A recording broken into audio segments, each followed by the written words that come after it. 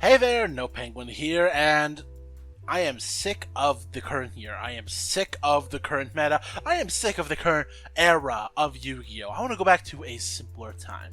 I want to go back to a time where we were just getting into the beginnings of what modern Yu-Gi-Oh! Really would come to be. I want to go back to a time of 2015. That's the time. 2015. We had just gotten some new Penguin support. Pen Best deck. It was amazing. But we're not doing anything like that. Today we are going to be playing Masked Heroes 2015 edition. This deck list was taken directly basically from a deck profile of that time, and it was very close to a deck that I actually played IRL at my local regionals, and it was great. I love this deck. And I want to see how this deals with the current meta, how this handles modern decks. And honestly, I think he could do it. So, going through the card by card, we have Neo's Alias, a beater, but most importantly, a light target. Goblinberg, just for Xyz summoning. We have Shadow Mist, the heart and soul of the deck, and the card that really pushed heroes into the modern era of Yu-Gi-Oh! This card does absolutely everything, is the core of our strategy. And to do that, we have triple Summoner Monk to get the Shadow Mist out of the deck, triple Bubble Man for more Xyz plays, Emergency Call, we always want to be able to see this Shadow Mist. Then we have a Hero Lives at 1, Raigeki at 1, Reinforcement of the Army at 1, Miracle Fusion at 1, and Mass Charge at 1.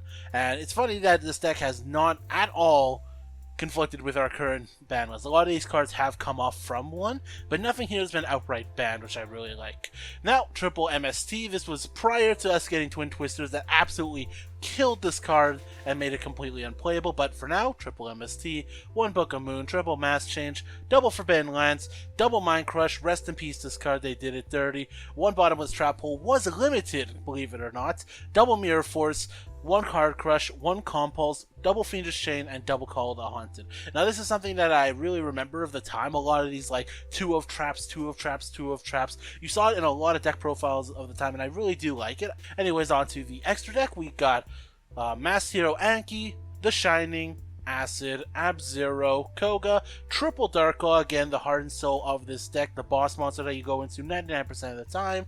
Then some good rank 4 toolbox, but you got Ragnar Zero, Blade Armor Ninja, Castell, Exciton Knight, Emerald, Dweller, and the boy Gaga Cowboy. This deck is so nostalgic for me. I really love this deck, and I really like playing this deck a lot. But yeah, let's see how it does against the modern era, and let's see if we can take some wins. Our first match is up against True Draco, deck that showed up 2 years after my deck was created, but we're going to go ahead into Goblinberg into the Shadow Mist. Shadow Mist is going to get us our Mass Change. We're going to set 3, go for Bubble Man here off the empty hand, and then go into Abyss Dweller. Now, starting at third turn, we're just going to shotgun both the Mass Change and the Abyss Dweller, just to make sure that the graveyard is completely off limits to them this turn. Shadow Mist is going to go ahead and grab another Bubble Man for easy special summons next turn. They're going to special summon, try to attack, but we have the Forbidden Lands. Great for both not only protection, but as a nice little battle trick. We're going to go ahead and banish from the hand the Monarch's Erupt. That is such a good card to rip out of there. They are going to go for the Duality, grab the Disciples, try to get out the Dragon Might, but we're going to activate it. We are going to MST negate that, and they are basically just going to set 2 past turn. Now, we're going to go in here. Bubble Man is getting a boost from Abyss Dweller, so we're just going to summon it and go in for a lot of damage. 13, 24, and 22. We're going to set the bottomless past. They are going to Metaverse. Luckily, they don't have the freaking Mystic Mine. They're going to start their turn, activate the Waterfall to try to add the one they want. Luckily, we have the Dark Law, and we're going to snipe it out of the hand. They're going to Diagram, get him out, and we're going to bottomless, and that is game.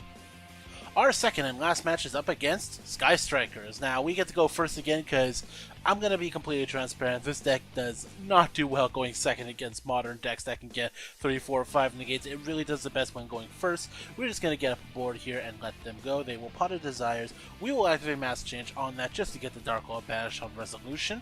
So we're going to activate Dark Claw, activate Shadow Mist. They are going to Cyclone here to try to get a back row, but is an MST. We will negate it. No problem, no biggie. Go backwards. We're going to go ahead and add a Bubble Man. Pitch out of the hand Shark Cannon. They're going to go ahead and just grab another Sky Striker. Going to Area 0, activate, and get off the top. Widow Anchor, which is a really annoying card because they're going to try to activate it, but we do have the Lance here, so we can prevent that from actually going through. They're going to go to Rose, Shizuku, and all this is getting banished, by the way. They don't have anything in the graveyard, so Shizuku cannot beat over anything that we have. Then we're going to go here. Alias, unfortunately, we did draw another monster off the top, so we can't go for an additional Bubble Man Exceeds play, but we can still Exceeds with this, and we are going to get rid of that Area 0 to their deck, and they're just going to draw Area 0, what can you do? They're going to Afterburn here, getting rid of the Shadow Wall, which is a shame. Now they can actually get into their plays. They have access to the graveyard. They're going to Hayate, go ahead and grab the Widow Anchor to the graveyard because they can Kakari, get the Widow Anchor back. That's really what they want here.